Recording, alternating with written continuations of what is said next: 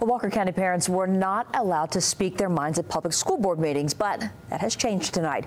James Torres is live now in Walker County. James, you have an update for us tonight?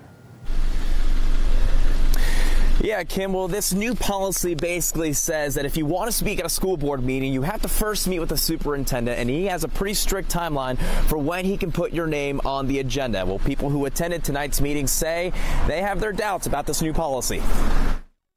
A public participation policy will now be in place in Walker County. This after a judge ruled the school system's old policy was unconstitutional. All in favor? Superintendent Damon Raines says it's a step in the right direction. I think the board feels that we have a policy now that won't be challenged in court again. That's the first thing, and that was the most important thing because that's been a 4.5-year process. Jim Barrett raised that lawsuit against Walker County when they denied his ability to speak. He says tonight's policy isn't all that different than the one he challenged. I think it's a step backwards. I think it's the only step forwards or towards another lawsuit. The policy makes it so a parent or teacher makes a request to meet with the superintendent either by phone or email or face-to-face. The superintendent has 5 days to set up a meeting. Then the superintendent has an additional 5 days to research the issue and offer a solution.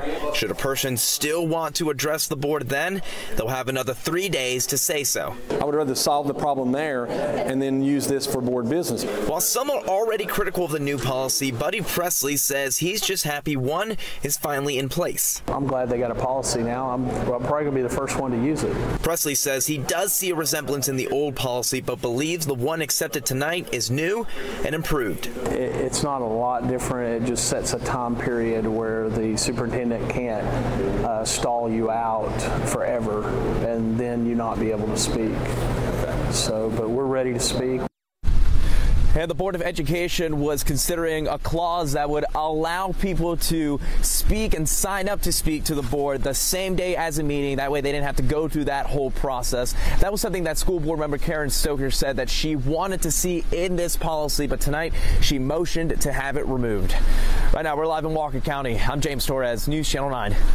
All right, James, thank you very much for that live report tonight. Now, Jim Barrett with the Walker County Association of Educators says he doesn't like the policy because it doesn't mention anything about student speaking. Superintendent Raines says if people go through the chain of command correctly, they can speak to the board as early as their next meeting. Also tonight, the fight continues over the Georgia